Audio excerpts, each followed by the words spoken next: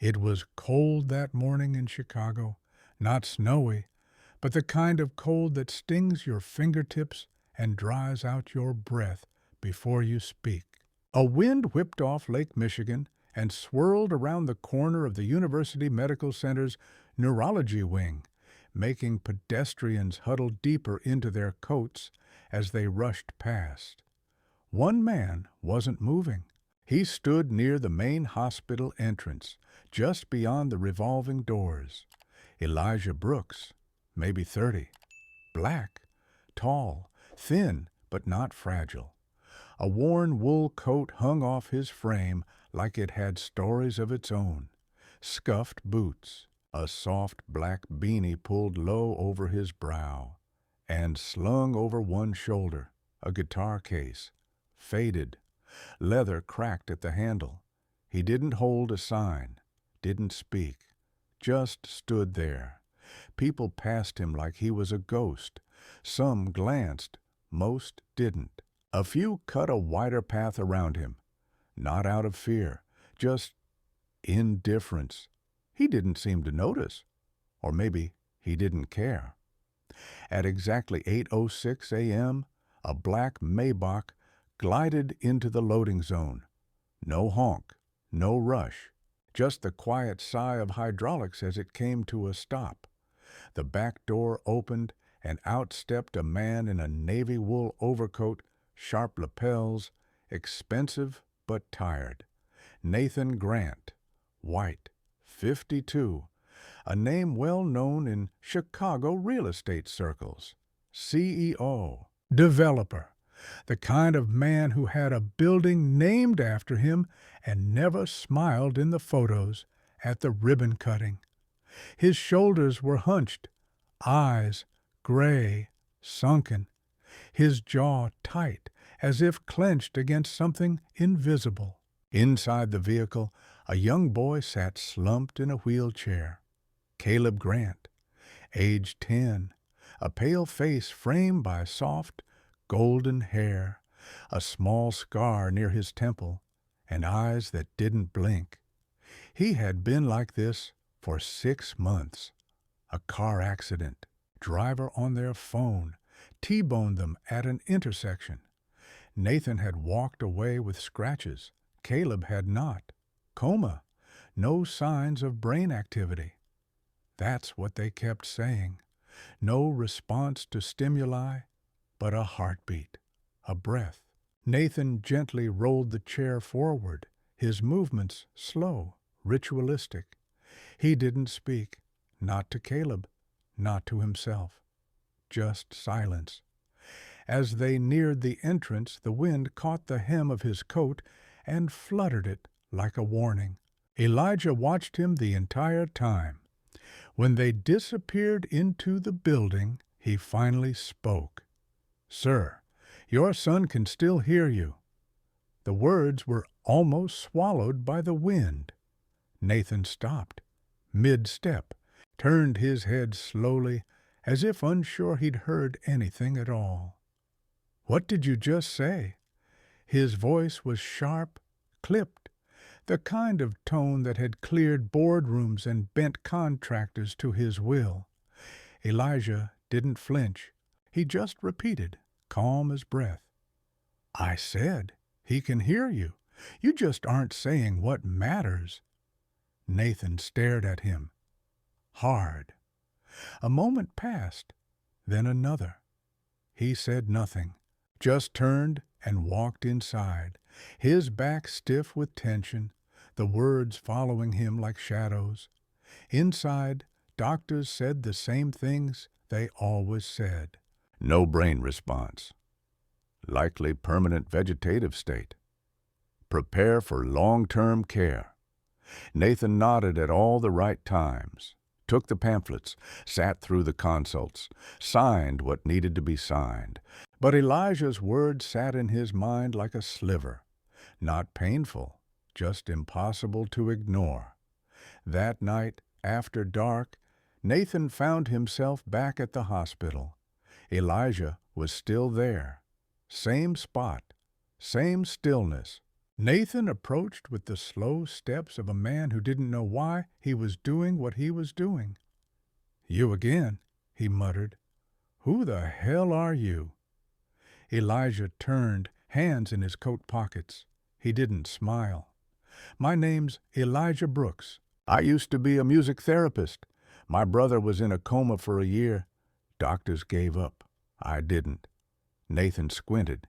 "And he woke up? Just like that." "Not just like that," Elijah replied. "But, yeah, he heard something that mattered." Nathan gave a dry laugh. "You expect me to believe that a few chords and some sentimental talk are going to wake my son?" "I expect nothing from you," Elijah said, meeting his gaze. "But I'll give you an hour. Free. No promises. Just trust." Nathan didn't answer. But the next morning, he was there. Room 426, monitors blinking, Caleb's chest rising and falling in time with the machines. Nathan stood in the corner, arms folded, guarded, skeptical. Elijah sat beside the bed, opened the guitar case, and pulled out an old acoustic. No stickers, no showmanship, just worn wood and quiet promise. He started strumming, slow, gentle, a melody that felt older than the room, something southern, something that might have played on a porch long before Caleb was born. Then Elijah spoke. "Caleb, I heard you liked baseball. They said you ran fast, like the wind." No reaction, just the hum of machines. But then, the heart monitor ticked up. A fraction. Elijah didn't look away. "You were fast. I bet no one could catch you." Another tick. Slight. But there. Nathan stepped closer, frowned. "What is that?" "Your son," Elijah said quietly, "hearing something that matters." Nathan stared at the monitor, and for the first time in 6 months, he cried, silent, shaking. Elijah kept playing. That night, Nathan didn't leave the hospital. The next morning, Elijah returned, with a different song, a different story. Every day that week, he came. Each time, Caleb's monitor responded. A flutter, a twitch, then a fingertip moved. Doctors called it coincidence, reflex. Nathan called it hope. Elijah never asked for payment, never stayed longer than an hour. But each time he left, the room felt a little warmer. One morning, Elijah didn't come. Nathan waited, pacing. At noon, he asked the front desk. They hadn't seen him. At 5, he checked again. Nothing. By nightfall, Nathan searched the streets near the hospital. No Elijah, no guitar case, just the wind again. When he returned to Caleb's room, he found something new. A note, folded, tucked beneath the guitar Elijah had left behind. It read, "You know what matters now. Say it every day, and he'll find his way back." Nathan stared at the words for a long time. Then he sat beside his son and started to speak. Not like a CEO, not like a man defeated, but like a father. And for the first time, Caleb's eyelids fluttered. The guitar stayed. It sat beside Caleb's bed, strings slightly out of tune, but never touched by anyone else. Nurses walked past it like a shrine. Doctors ignored it, but Nathan didn't. Each day he sat by his son, just like Elijah said. He talked. Awkward at first. Words didn't come easily. Nathan was a man of contracts, spreadsheets, and floor plans, things with structure. But the moment he tried to tell his son something real, his voice would catch. "You used to laugh in your sleep," he said one morning, his voice low, fingers resting on the edge of the bed. "I'd hear you from the hallway. Your mom said it meant you were dreaming about flying." He paused, swallowed. "I hope you're still flying, kid. Just don't fly too far." Caleb didn't move, but the heart monitor beeped, steady and strong. A week passed, then another.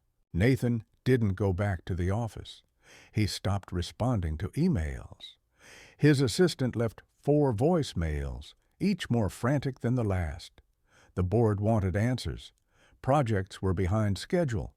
A downtown hotel was stalled mid-construction. He didn't care. Each day at 8 a.m., he arrived at the hospital, and each day he spoke, not as a businessman, but as a father trying to claw his way back into his son's world. One evening, he sat with the guitar in his lap. He didn't know how to play, but he tried. His fingers fumbled the strings. The chords were broken, dissonant, but he kept strumming. A melody stumbled out, clumsy, unfinished. Caleb's fingers twitched. Nathan froze. "Buddy," he whispered. "Did you?" Another twitch. Barely there. A flicker. Nathan stood, leaned over. "Caleb, if you can hear me, I'm right here. I never left. His voice cracked. "I should have said that before. I should have said a lot of things." He gripped the side of the bed. "I'm sorry. For missing your baseball games, for answering calls during dinner, for always looking at a screen instead of you. I thought I was building something for us, but I didn't see what I was breaking." Tears streamed down his cheeks. "I'm here now. I swear I'm not going anywhere." The monitor pulsed, higher, steadier. Then, for the first time in 47 days, Caleb's hand moved on its own. Nathan gasped. He buzzed the nurse. By the time they arrived, the hand was still again. But Nathan had seen it. More importantly, he had felt it. The next morning, Elijah still hadn't returned. Nathan asked again. No one had seen him. A few nurses said he'd been spotted near shelters on the south side. One said she thought he volunteered at a community center downtown, teaching music to kids who couldn't afford lessons. Nathan spent 3 days driving through those neighborhoods, stopping, asking, showing a picture he'd printed from a hospital security camera. No one knew him, but they all said the same thing. "He helps." One woman at a soup kitchen smiled faintly. "He's like a ghost with a guitar. Shows up, brings something back to life, then moves on." Nathan didn't stop searching, but he also didn't stop showing up at the hospital. Caleb's movements grew stronger, more deliberate. A foot twitched, then a leg. The doctors no longer called it coincidence. They ran new scans. There was cortical activity, real, measurable. "You've got a fighter," one neurologist said. "Whatever you're doing, keep doing it." Nathan didn't say a word, but that night he sat by Caleb's bed and whispered, "We're doing it, kid. You and me." It was Caleb's birthday the next day, 10 years old. Nathan brought cupcakes, decorations, a baseball glove, and bat. "Still regulation size," he said, placing them on the table, "because I'm not giving up on that league." Caleb's eyes didn't open, but his fingers curled slightly around the bed sheet. That was enough. Nathan stood by the window, staring out at the gray city skyline, the weight of a decade pressing on his shoulders. Then he heard it, a soft sound, barely audible. He turned. Caleb's lips had parted. A whisper. Nathan rushed over. "Caleb!" The boy's eyes fluttered, struggled, then opened, just a sliver. "Dad!" Nathan collapsed to his knees. "Oh, God, oh, buddy, I'm here, I'm right here." The next days were a blur of joy, disbelief, and medical reassessments. Caleb could only say a few words at a time. He couldn't move much yet, but his awareness was there. His eyes tracked movement. He responded to questions. He smiled. Nathan never left his side. And when the doctors said they were moving him to rehabilitation, Nathan didn't argue. He just asked, "Can we bring the guitar?" They nodded. The first time Caleb held it, it slipped from his fingers. Too heavy. But the second time, he strummed a single, slow chord. Nathan closed his eyes. He didn't say a word. He didn't have to. Caleb grinned. "I heard you, Dad." Nathan opened his eyes, tears already falling. "I know, son. I know." Weeks passed. Caleb grew stronger. Therapy sessions built up his balance. His voice returned, thin but steady. The staff called it a miracle. Nathan called it Elijah. But Elijah was gone. No forwarding address, no social media, no family name they could trace, no photo that hadn't already faded from a nurse's memory. It was as if he had vanished. But the guitar stayed, and so did his impact. One day, Caleb asked, "Dad, do you think he was an angel?" Nathan smiled, brushing a hand over the guitar strings. "Maybe," he said. "Or maybe he was just someone who remembered what really matters." That night, as Caleb slept, Nathan stood by the window again, looking out over the city. Lights flickered in distant buildings. A train rumbled far below. He held the note Elijah had left. The paper was creased, worn. "You know what matters now. Say it." Nathan whispered aloud, "I love you." Then, softer, "Thank you, Elijah." Outside, the city breathed on, unaware that in room 426, a millionaire had rediscovered his soul, and a boy was learning how to come back. It was a Tuesday when Caleb took his first real step, not the shaky toe twitch, not the leg movement the doctors celebrated. An actual step, one foot in front of the other. It happened in the rehab center's physical therapy wing. The room smelled like rubber mats and eucalyptus oil.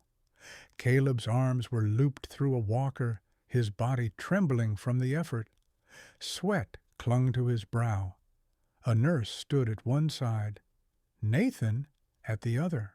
"You got this, buddy," his dad said, voice low. "Just like before. One shift, one lift, that's all." Caleb's fingers gripped tighter. He took a breath, then moved, a single step. The room went quiet. Nathan dropped to one knee, covering his mouth. "Oh, my God," he whispered. "You did it. You really... Caleb, you did it." Caleb grinned through tears. "Told you I could hear you." News spread fast. Doctors reevaluated his prognosis. Nurses came in to visit even when they were off shift. A local paper ran a small headline, "Boy in coma walks again after weeks of music-based therapy." They didn't mention Elijah. Not because Nathan didn't try, he did. But there was no last name to give, no contact, no trace. It was like the man had been written into their story just long enough to change the ending. 1 week later, Nathan brought Caleb home. The house was quiet. Same skyline, same walls. But everything felt different now. The silence no longer hurt. It held promise. Caleb's guitar was placed in his room near the window. Sunlight pooled across the floor. He could stand now without help. Short periods, a few minutes at a time. But each one was a victory. Nathan spent his evenings researching, not buildings, not real estate. Elijah Brooks. He checked every shelter in Cook County.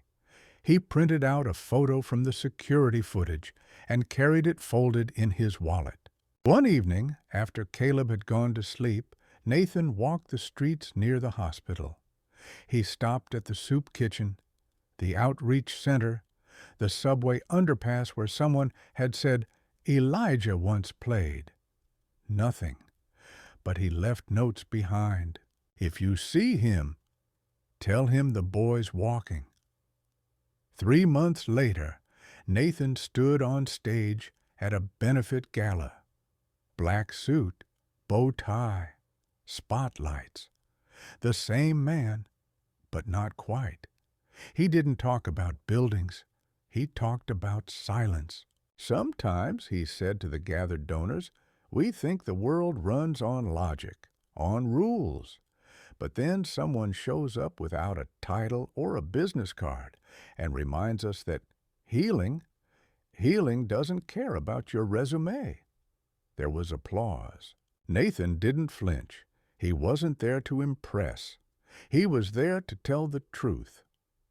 My son was gone, and a stranger showed up with a guitar and gave him back. Silence again. Then he added, wherever you are, Elijah, thank you. The camera lights flashed. Some guests blinked away tears. The next morning, that speech was shared online. Thousands watched. Still, no Elijah. It was spring when Nathan got the letter. Unmarked envelope, no return address. Just his name, printed in uneven handwriting. Inside, one sheet of paper, a music staff drawn in pencil, 4 bars, an unfinished melody. Beneath it, keep playing. He'll know what comes next. No signature. But Nathan didn't need one. He framed it, hung it above the guitar. Caleb saw it when he came home from school. Still walked slow. Still used a cane some days.